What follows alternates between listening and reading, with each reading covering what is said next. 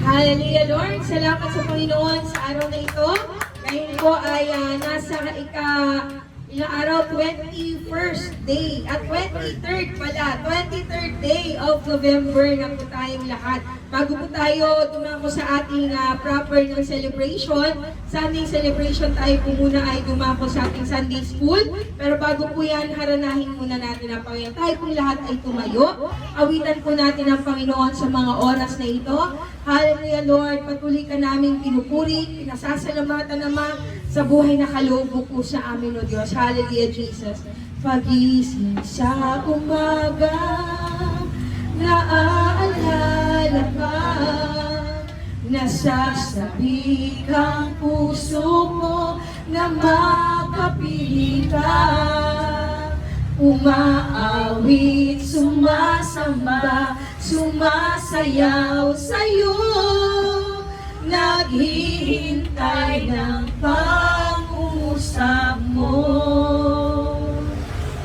Pagising sa umaga, naaalala ka, nasasabik ang puso ko na makapiling ka.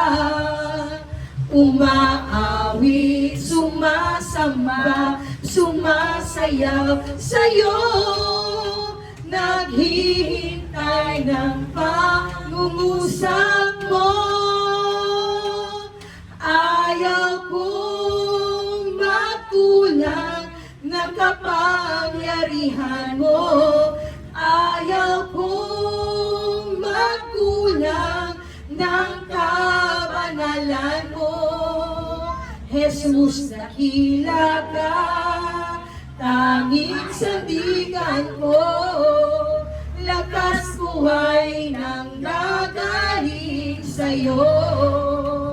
Ayaw kong magkulang ng kapangyarihan mo.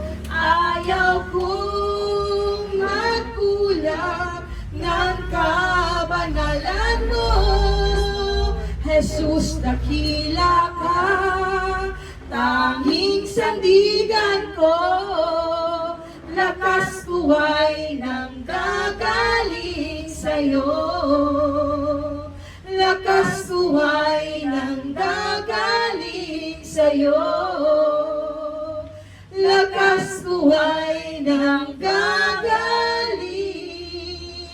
sa'yo. Hallelujah! Hallelujah, Jesus. We continue to worship you, O Lord God. We invite you in this place, Father God. Salamat sa iyo, Ama, sa umagang ito. Salamat sa buhay na iyong mga patuloy na ipinagkakatiwala sa amin. At Lord, buksan mo po ang aming puso, ang aming isip, Panginoon, sa aming pong pakikinig ng iyong mga salita. Ito po'y magkaroon ng masaganang bunga sa aming mga buhay, Panginoon. Turuan mo po kami lumakad na ayon sa iyong pong kalooban. Makapagdulot kami ng kagalakan sa puso mo. Mabuhay kaming may kapayapaan, kagalakan at punong-puno ng pagpapala mo, Panginoon. Ama, maraming pong salamat sa iyo. Sa iyo, Diyos, ang lahat ng papuri sa pangalan ni Jesus. Amen. Hallelujah. Welcome po sa ating Sunday School and sa ating pagnanais po sa desire natin at pagsusumikap natin na matapos po natin ang New Testament. Nandito na po tayo sa 1 Corinthians. So, sama-sama po tayong makibasa sa sulat para sa mga taga-Epes at mga taga-Korinto. 1 Corinthians chapter 2, ang ipinapangaral ni Pablo. Mga kapatid, nang ako'y pumunta riyan, ipinahayag ko sa inyo ang hiwaga ng Diyos, hindi sa pamamagitan ng kahusayan ng pananalita o ng malawak na karunungan. Sapagkat nung ako'y nariyan, ipinasya kong walang sino mang kilalanin maliban kay Jesucristo na ipinako sa krus. Nung ako'y nariyan, ako'y nangihina at nanginginig sa takot. Sa aking pananalita at pangangaral ay hindi ko sinubukang hikayatin kayo sa pamamagitan ng mahuhusay na talumpati at karunungan ng tao. Subalit nangaral ako sa pamamagitan ng kapangyarihan ng Espiritu upang ang inyong pananampalataya ay masandig sa kapangyarihan ng Diyos at hindi sa karunungan ng tao. ang karunungan ng Diyos. Sa mga matatag na sa buhay espiritual, ay nangangaral kami ng salita ng karunungan. Hindi karunungan ng mundong ito o ng mga tagapamahala sa mundong ito na ang kapangyarihan ay lilipas. Subalit, ang ipinapahayag namin ay ang lihim na karunungan ng Diyos na hindi nahayag nung una na itinalaga na niya para sa ating ikaluluwalhati bago palikhain ang sanlibutan.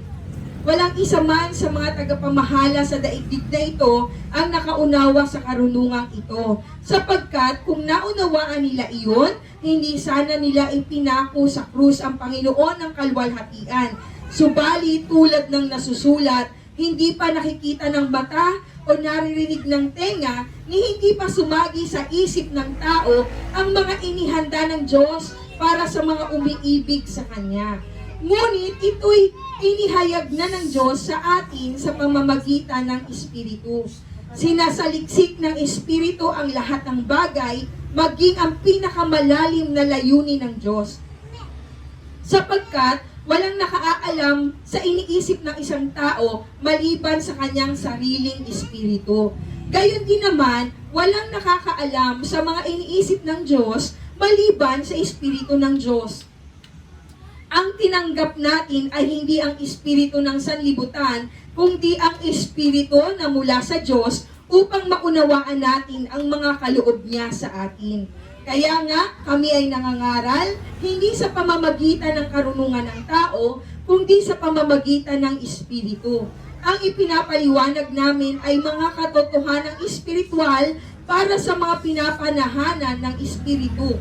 Sapagkat ang taong di pinananahanan ng Espiritu ay ayaw tumanggap ng mga kaloob mula sa Espiritu ng Diyos. Para sa kanila, kahangalan ang mga yon at di nila nauunawaan. Sapagkat ang mga bagay na espiritual ay mauunawaan lamang sa paraang espiritual.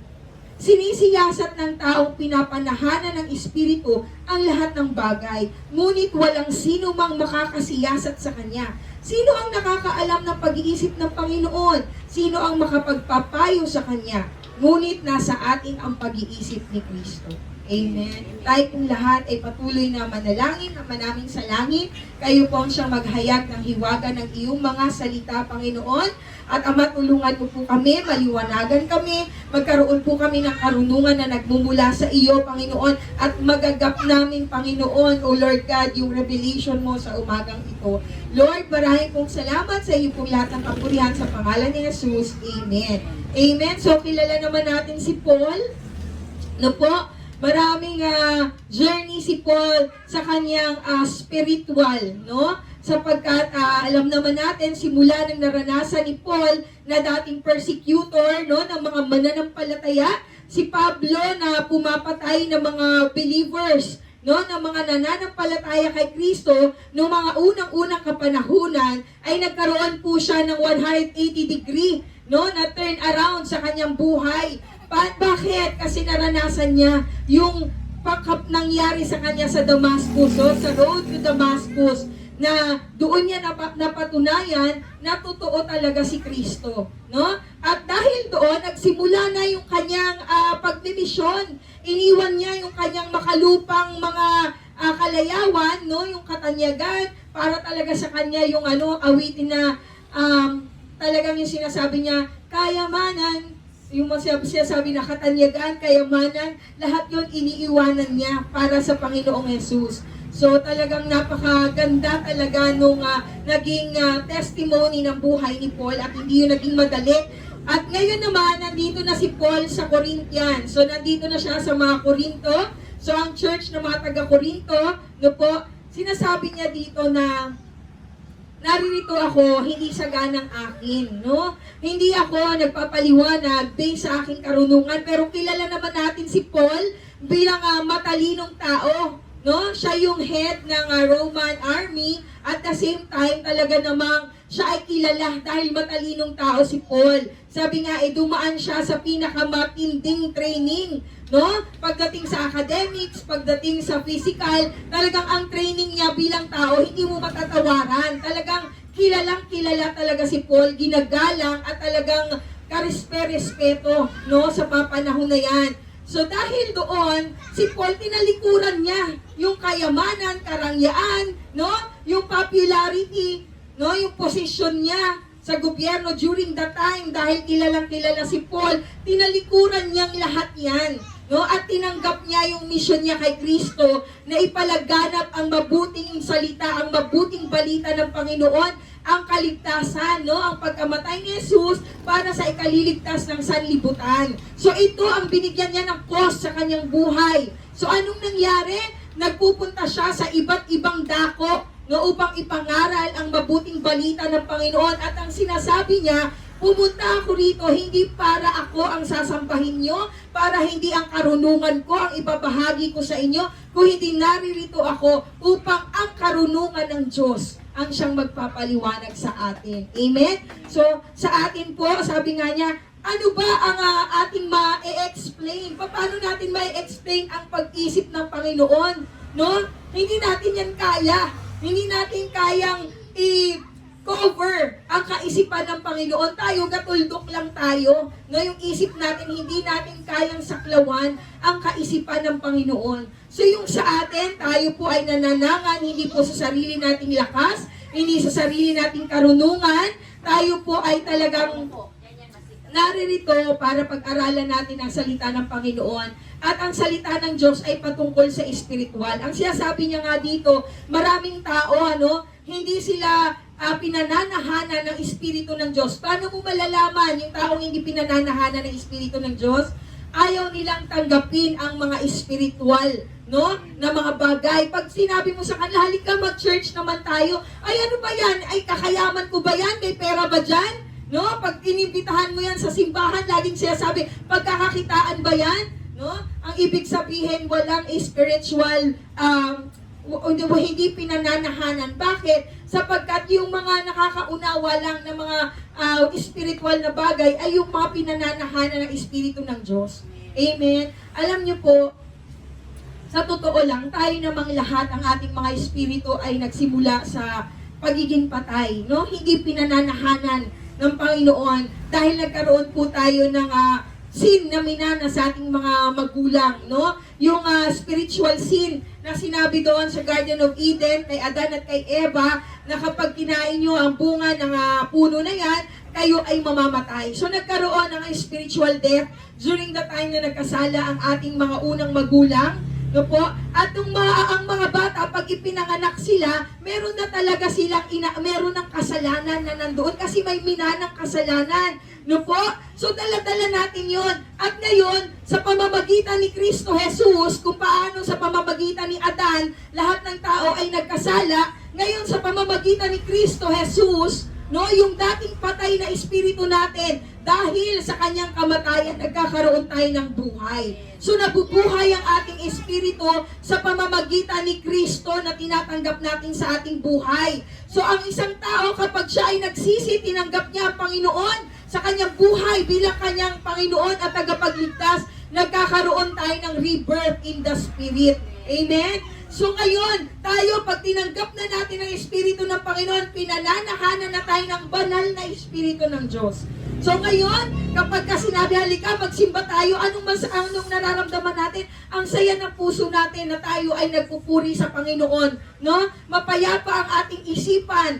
No? Sapagkat nadudoon na ang pakikipisa ng banal na Espiritu. Naghahanap na tayo ng kapayapaan, lagi na tayong maibigin sa kapayapaan, no? Pagkakaisa, kagalakan, yung mga binavalue na ng tao na pinananahanan ng banal na Espiritu ng Panginoon, pag-ibig, kapayapaan, kagalakan, pagtsatsaga, no? Yung fruit of the Spirit, pananampalataya, kabutihan, kabaitan, pagpipigil sa sarili, no? Ano pa yung isa? Nine fruit. Yan. So, yan, di ba? Ito na yung pinapahalagahan ng tao, hindi na yung material na bagay, no? Kahit na hindi masyadong maraming pagkain sa hapag natin, nandun na yung contentment, kahit na hindi lechon yung nakahain sa ating hapag, kahit na tuyo lang yan, kahit na mga steamed na mga gulay lang yan, pero ang sarap-sarap naman ang kain natin, no? Ang sarap nating kumain, talaga naman nakataas pa yung paa minsan, nakakamay pa. Ang sarap talaga ng buhay, no? Talaga kahit na hindi tayo di kotse at naglalakad lang tayo, pero umaawit pa rin tayo sa Panginoon, nandoon ang contentment, nandoon ang kagalakan. Bakit? Sapagkat hindi na sa material na bagay tayo nabubuhay. Hindi na natin ipinapako doon ang ating mga kaligayahan. Tayo ngayon ay nakapako na sa mga espiritual na kayamanan na ipinagkakaloob ng Panginoon sa atin. No? Ang kapayapaan, nako, wala ka mabibiling kapayapaan sa palengke. No? Pwede po ba pabili ng kapayapaan? Wala. No? Ito, tanging sa Diyos mo lang yan makikita. Tanging ang Diyos lang ang magbibigay niyan sa tao. Amen? Napaka-importante po niyan sa atin. Yung totoong mayaman, no po? Yung totoong mayaman, yung merong mga spiritual gift ng Panginoon. Bakit? Sapagkat walang matutumbas na halaga yan. Meron nga pong isang vlog akong napanood, TikTok actually yon. Sabi niya, may nag-interview, tapos may isang na-interview, kayo po ba ay milyonaryo? Bilyonaryo ba kayo? Tinanong, may dumaan. Sabi niya, ako, higit pa ako sa milyonaryo, higit pa ako sa bilyonaryo. Paano niyo po nasabi na higit pa kayo sa milyonaryo, higit pa kayo sa bilyonaryo? Sapagkat ang mga milyon, ang mga bilyon, sabi niya gano'n, ay nawawala, nasisira, no, nananakaw, temporary lang yan. Yung meron ako ay buhay na walang hanggan at hindi po ito temporary. Walang anumang halaga na po pwedeng magbayad dito. Kaya higit pa po sa milyon, higit pa sa bilyon ang meron ako. Meron po akong buhay na walang hanggan. Amen?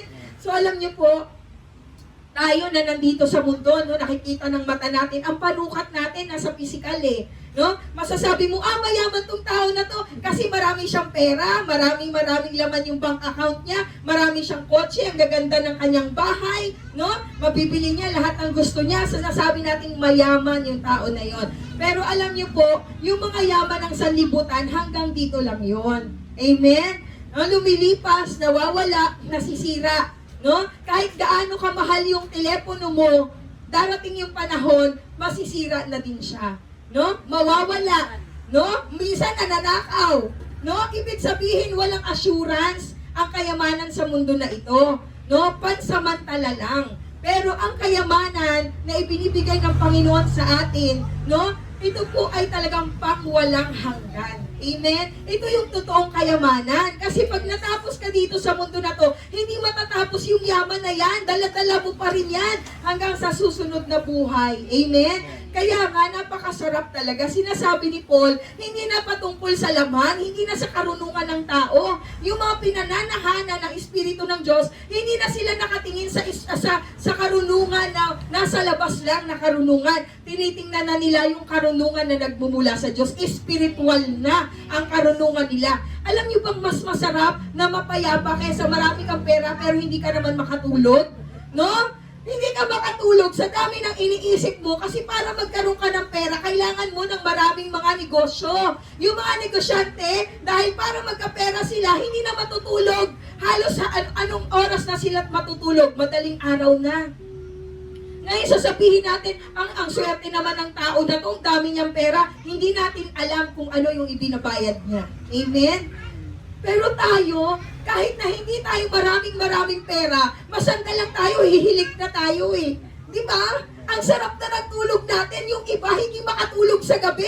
No? Sinasabi, ano ba yan? Hindi ako makatulog talaga sa gabi.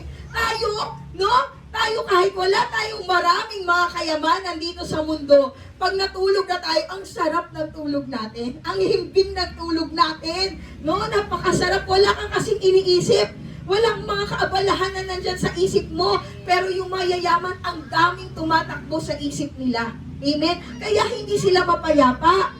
No? Kaya ang Panginoon, ang ibinibigay niya sa atin ay mga spiritual na gift. Yung mga regalo na spiritual. No? Yung mga regalo na hindi nawawala, hindi nasisira, hindi nananakaw. No? Ito yung nasa puso natin. Kaya laging sinasabi ng Panginoon sa atin, no? Unahin natin siya. Seek ye first the kingdom of God and His righteousness, and all these things shall be added unto you. Amen?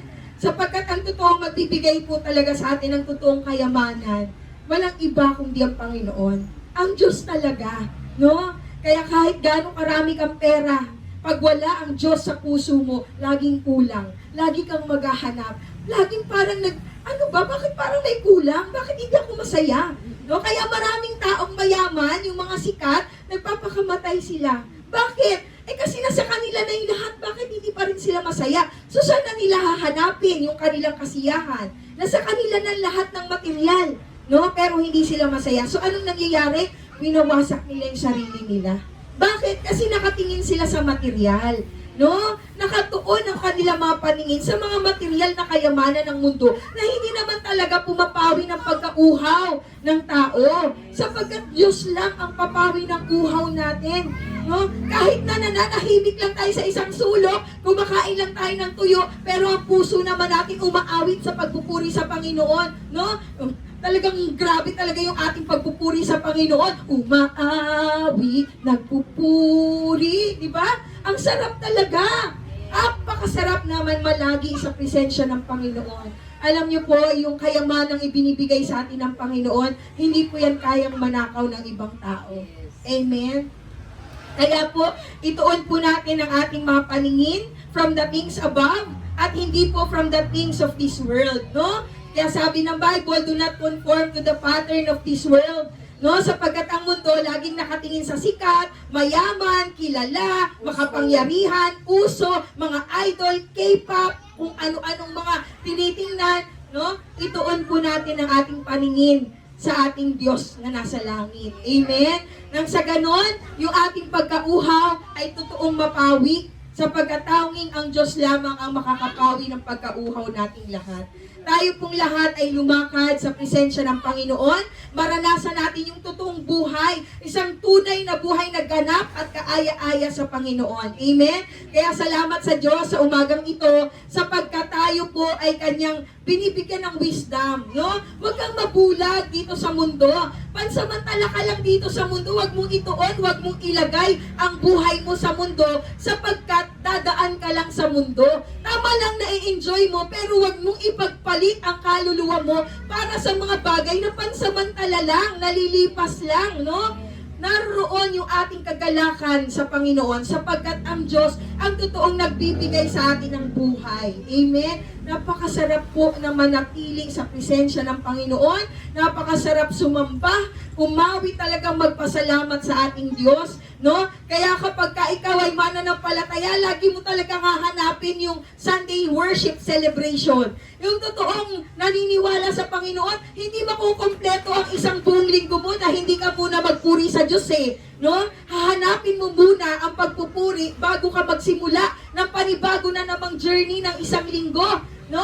Magpapasalamat muna ang kaluluwa mo sa Panginoon sapagkat pinagtagumpay tayo ng Panginoon sa nakaraang isang linggo at hindi pa man natatapos ang buong linggo atin ang inaangkin ang katagumpayan sa pangalan ni Kristo. Amen? Kaya salamat sa Panginoon sa isang buong linggo ng buhay natin. Patuloy po tayo na binibiyayaan ng Diyos ng karunungan. No? Makontento tayo sa maraming mga biyaya ng Panginoon na espiritual sa buhay natin. Huwag nating ituon ang ating paningin sa mga material na bagay sa mundo sapagkat maluloko lang tayo ng mundo. Mai-scam ka ng mundo. Oo, i-scamin ka niyan. Kaya dapat tumingin tayo sa Panginoon. Magkaroon ng contentment, kapayapaan, joy, peace, no? Ang ating puso at mabuhay po tayo na talaga punong-puno ng pagpupuri sa ating Panginoon. Kaya salamat sa Diyos, sa Kanya po ang lahat ng papuri. Tayo pong lahat ay manalangin. Ama namin sa langit, salamat po sa iyo, Panginoon, na pinapaunawa mo po sa amin ang tunay na kayamanan, Panginoon. Kayamanan na hindi nasisira, kayamanan, Panginoon, na pangwalang hanggan. Lord God, ito'y matatagpuan lamang namin sa iyo, Panginoon. Ama, maraming salamat sa iyo, Diyos. Salamat na kami po ay patuloy mong kinakalinga, Panginoon. Salamat, Panginoon, na patuloy mo kaming minamahal, bagamat kami ay maraming pagkukulang at kahinaan, pinagtsatsagaan mo kaming palagi, O God. Lord, maraming pong salamat sa iyo Lord God, tulungan mo po kami na maging karapat-dapat ang aming mga papurit pagsamba sa iyo sa umagang ito, Panginoon. Lord, amin pong inaanyayahan ang iyong mga anghel, Panginoon, na makasama namin sa pagpupuri sa iyo sa umagang ito, Ama. Lord, maraming pong salamat sa inyo, O Diyos, ang lahat ng papuri sa pangalan ni Jesus. Amen. Hallelujah!